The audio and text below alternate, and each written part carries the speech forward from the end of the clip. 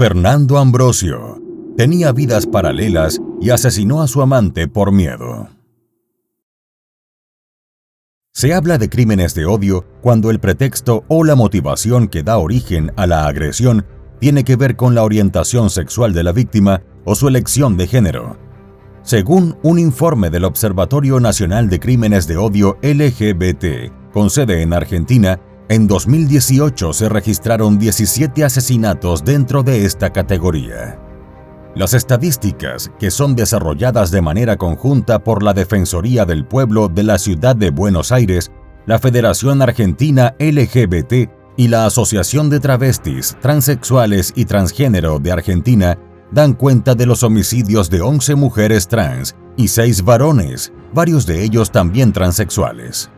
Asimismo, contabilizaron 7 suicidios y más de 40 muertes por abandono o ausencia estatal. Cuando Iván Díaz salió de su casa en Merlo, una localidad ubicada en el noroeste del Gran Buenos Aires, con una chaqueta del equipo de fútbol local River Plate y una franela gris, todo parecía ir bien. Pero el destino dio un giro sorprendente. Hola a todos. 3 veces por semana en este canal te traeremos los crímenes que han impactado a todo el mundo, desde desapariciones hasta los más terribles asesinatos, injusticia, impunidad, corrupción y las más duras sentencias serán los acompañamientos de estas historias. Antes de comenzar con el relato, te pido que te suscribas y actives la campanita con todas las notificaciones. Tampoco olvides dejar tu like, ya que de esa manera podré seguir creando contenido. Sin nada más que decir, analicemos juntos todos los detalles de esta historia criminal. El comienzo del amor.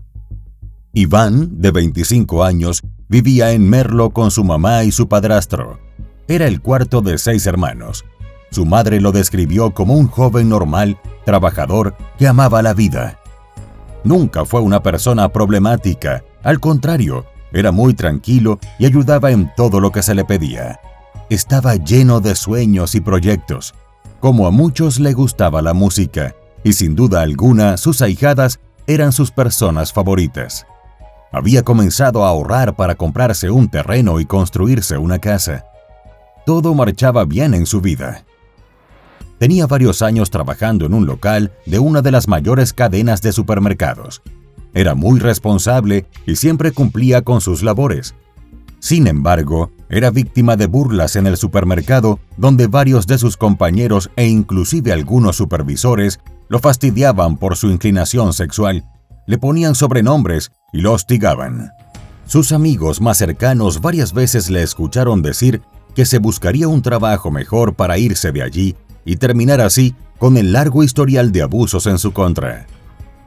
Un par de años atrás, cuando Iván tenía 23 años, conoció a Fernando Pini Ambrosio, unos pocos años mayor que él, y se convirtieron en algo más que amigos. La camaradería y las conversaciones típicas dentro del trabajo poco a poco fueron transformándose en algo más, y lo que inicialmente comenzó como una amistad se convirtió en una relación de pareja. Así siguieron por un periodo de unos 2 años, hasta que, de manera repentina, Fernando decidió terminar la relación con Iván. Las personas del círculo más íntimo de Iván recordaron que esta situación afectó muchísimo al joven, porque él estaba realmente enamorado. Fue justamente por amor que decidió retomar la relación cuando Fernando le ofreció una segunda oportunidad. A partir de ese momento empezaron a escribir una historia turbia y tormentosa, típica de las parejas disfuncionales que terminan, vuelven y se separan de nuevo. Después de haber regresado un tiempo, Fernando volvía a ponerle punto final a la relación. Sin embargo, cuando al cabo de un tiempo regresaba, Iván no podía resistirse al amor. Le seguía el juego. Tenían una relación muy intensa. De hecho, en una oportunidad, los atraparon teniendo sexo en una bodega del supermercado. La solución de los empleadores fue separarlos. Trasladaron a Iván a otra sucursal en Villa Tesey, a unos 16 kilómetros de distancia. Pero a pesar de estar separados, mantuvieron su relación con algunos altibajos.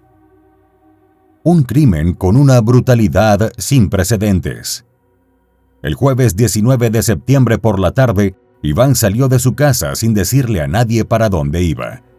Había tenido el día libre en el trabajo y lo aprovechó para hacer varias cosas pendientes.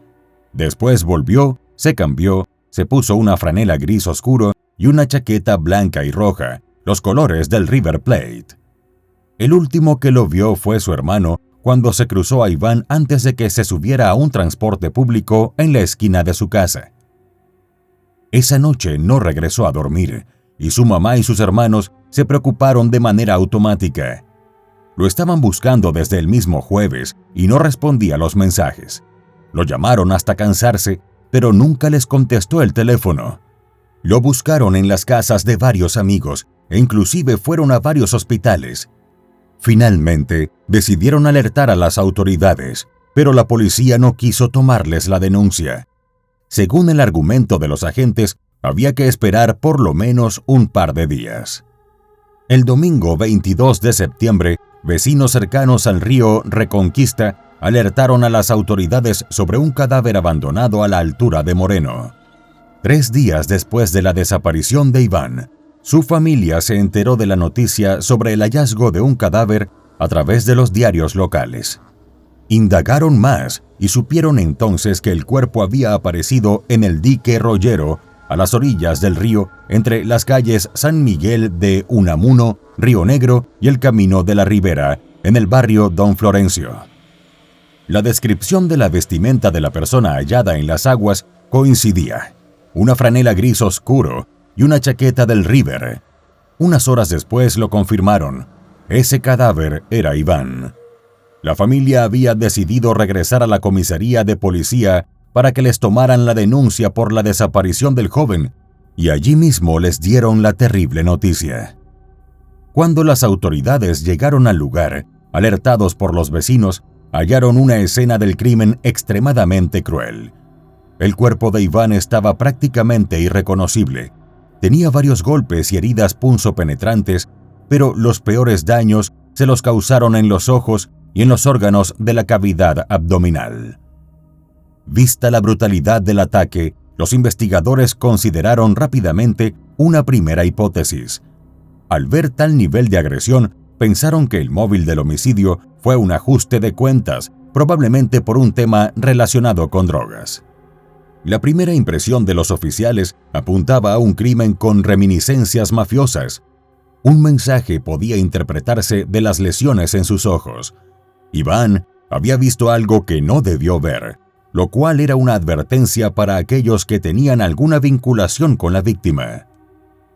También pensaron en una segunda hipótesis, según la cual el joven fue una mula que transportaba drogas en su estómago. Esa teoría explicaría las razones por las que le causaron tantos daños en la cavidad abdominal. Pero ninguna de estas dos teorías pudo ser confirmada. Entonces decidieron orientar la investigación en otra dirección. Gracias al testimonio de varios familiares de Iván, la policía empezó a seguir la pista del ajuste de cuentas, pero en este caso, con un excuñado con quien había tenido un enfrentamiento. Sin embargo, no hubo nada concluyente.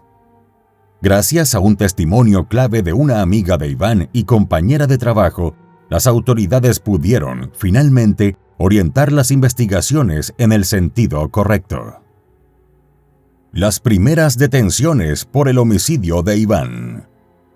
Al indagar en la vida personal del joven, los agentes se enteraron de que durante más de 2 años tuvo una relación algo tormentosa con Fernando, de 33 años.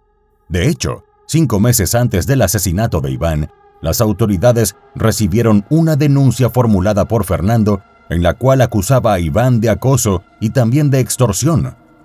Pero en ese momento, las acusaciones no llegaron a ningún lado. La información aportada por la amiga de Iván confirmó que, en efecto, su amigo y Fernando mantuvieron una relación por 2 años, e inclusive le relató a las autoridades el episodio de sexo en el lugar de trabajo que generó como resultado el traslado de Iván. También fue esta persona la que reveló que la relación entre Iván y Fernando era clandestina, pues Fernando no solo estaba casado con una mujer, sino que era el padre de 2 niñas de un matrimonio anterior y se había convertido en padre por tercera vez. Para ese momento se determinó que el móvil del asesinato era pasional. Fue clave para las autoridades todo lo que relató esta fuente cercana a la víctima.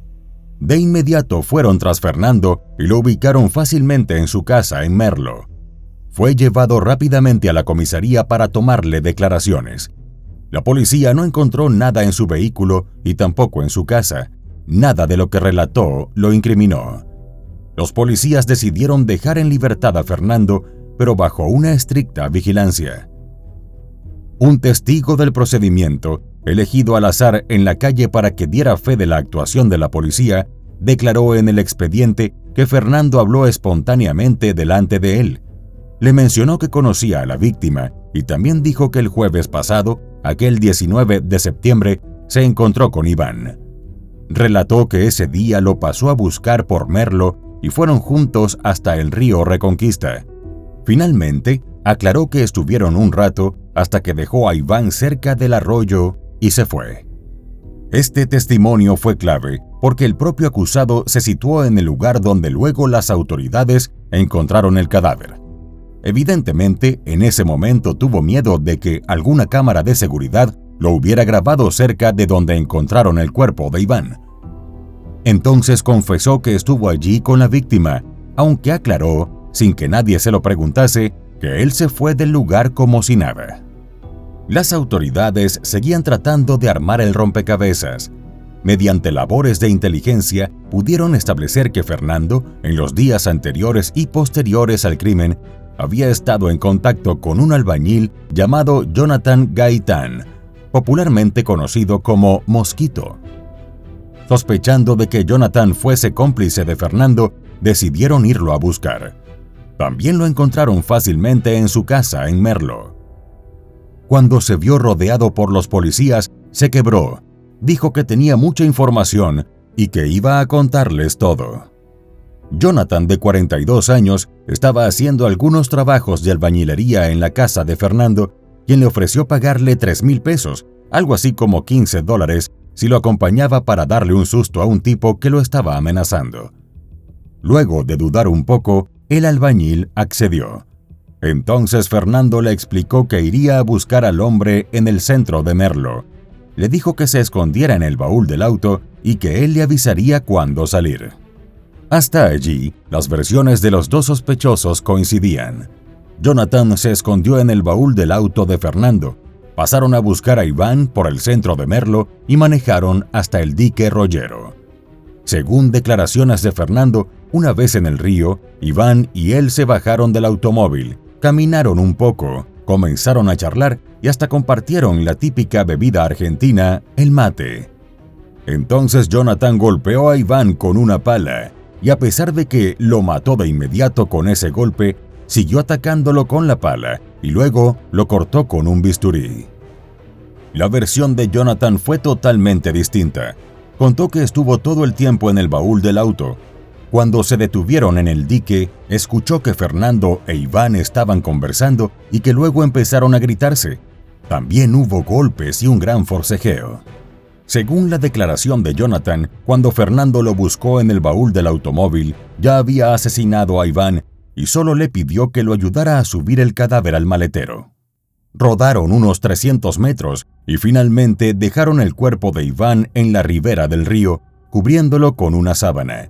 Lo dejaron abandonado debajo de un árbol. Ambos hombres se acusaban entre ellos. Gracias a la autopsia y a las labores forenses, las autoridades pudieron determinar que ambos participaron en el homicidio de Iván, que todo el maltrato y la agresión al cuerpo del chico la realizaron entre los dos. Lo que más sorprendió a las autoridades fue la brutalidad del crimen.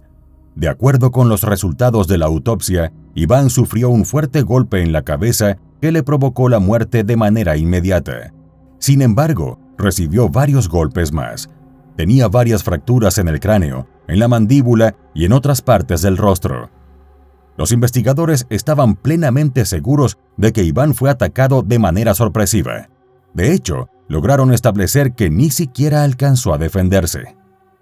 Lo que no pudieron aclarar las autoridades fueron las causas del ensañamiento post-mortem.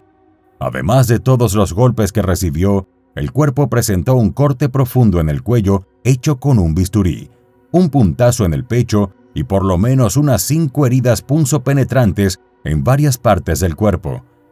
También le causaron severas lesiones en los ojos y en órganos del sistema digestivo, según reveló el informe de la autopsia. El testimonio último y definitivo que permitiría descifrar todo el enigma vendría de Teresa de Ambrosio, la esposa de Fernando. Teniendo bajo custodia a los 2 sospechosos, Fernando y Jonathan, se incorporó al expediente el testimonio de Teresa, que terminó de cerrar la investigación. A partir de sus palabras, las autoridades pudieron establecer el móvil del homicidio. Teresa le contó a los policías que a finales de 2016 se comunicó con ella un chico llamado Iván para decirle que era el novio de su marido. Inmediatamente, ella habló con Fernando y él lo negó todo. Teresa le creyó a su esposo, pero al poco tiempo surgió de nuevo la duda. Iván le mandó a su celular fotos de Fernando sin ropa, que evidentemente su esposo le había mandado al chico. Teresa decidió alejarse de Fernando, pero luego se reconciliaron. Ella le pidió a su esposo que le dijera la verdad sobre Iván, pero Fernando siguió negando todo. Lo único que le confesó a su esposa fue que se había confundido, que le pasó algunas fotos, pero nada más que eso. Juntos cambiaron los celulares y decidieron olvidarse de todo lo sucedido. Teresa le relató a los oficiales que, más de un año después, Iván la contactó de nuevo, en esta oportunidad a través de Facebook. Le envió fotos y videos sexuales en donde se veía a Fernando con otro hombre. También le enviaba mensajes agresivos diciéndole que era una cornuda, una gorda, y que Fernando iba a dejarla por él porque no la quería. En un día podía crear hasta 3 o 4 cuentas distintas y escribirle los mismos mensajes. Fue entonces cuando la pareja acudió a la policía para denunciar a Iván. En efecto, el 17 de abril de 2019, 5 meses antes del crimen, Fernando denunció a Iván por hostigamiento y por supuestas amenazas de muerte. Estas acusaciones reposaban en un expediente que nunca prosperó. Diversas fuentes consultadas confirmaron que en el celular de Fernando encontraron conversaciones, mensajes de texto y llamadas que probaban el vínculo sentimental con Iván. Pero también pudieron establecer el conflicto entre ellos. Durante meses, Iván estuvo amenazando a Fernando con contarle todo a su esposa. Cuando la madre de Iván vio las fotos del asesino de su hijo, rápidamente vinieron 2 recuerdos a su mente. El primero fue de un día que su hijo estaba de reposo porque fue víctima de un robo y Fernando fue a su casa haciéndose pasar por otra persona para hablar con Iván. El segundo recuerdo era más reciente, de varios meses atrás, cuando ese mismo hombre fue de nuevo a su casa, pero esa vez se presentó con una mujer embarazada y unos niños para amenazar a Iván. Como no estaba, la advertencia fue para la madre, a quien le pidió por favor que le dijera a su hijo que lo dejara tranquilo y que no se metiera en su vida, pues estaba casado y su esposa estaba embarazada. Esto fue lo que le dijo Fernando a la madre de Iván un poco antes de denunciarlo por acoso y supuestas amenazas de muerte. Con todos estos datos sobre el escritorio, el fiscal pudo armar todo el rompecabezas y logró reconstruir cómo se dieron los hechos. Fernando, aprovechando la confianza y el amor de Iván, lo llevó engañado al dique Rollero de Moreno, donde él y Jonathan, el albañil, lo golpearon y apuñalaron salvajemente. Lo asesinaron. Crónica de una locura. En las labores policiales durante la detención de los principales sospechosos, los oficiales encontraron la pala con la que fue golpeado Iván, también ropa con restos de sangre y el bisturí con el que le causaron múltiples heridas. Tanto Fernando como Jonathan están acusados de homicidio agravado por ensañamiento y alevosía. A Fernando, además, se le suma el agravante de la relación de pareja que mantenía con Iván. De ser hallados culpables, ambos pueden enfrentar penas de cadena perpetua. La ley establece que esto se trata de un crimen de odio. Su figura existe en el Código Penal y está tipificada para crímenes como el de Iván, pero son pocas las sentencias sobre ese tema. Los patrones de la violencia machista por razones de preferencia o identificación sexual derivan en crueles ataques que muy pocas veces son castigados como corresponde. Hasta ahora, solo hay registro de 7 sentencias calificadas como crímenes de odio. Este es el mejor reflejo de lo que ha costado que el sistema judicial investigue estos delitos bajo esta calificación. Habrá que esperar para ver qué determina la justicia.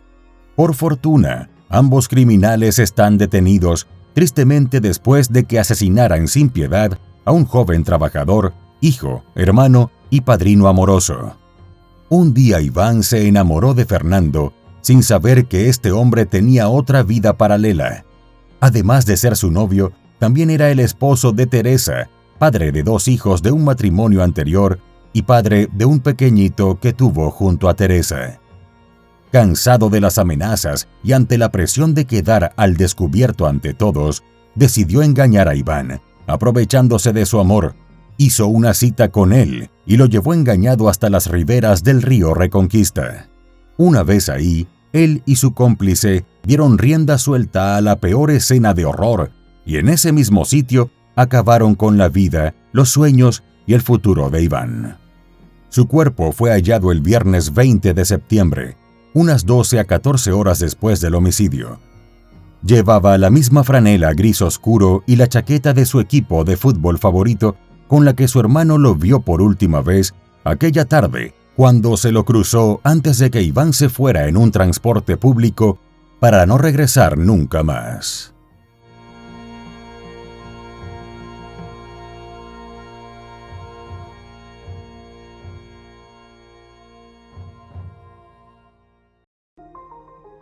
Y bueno, querido espectador, aquí termina la historia criminal del día de hoy.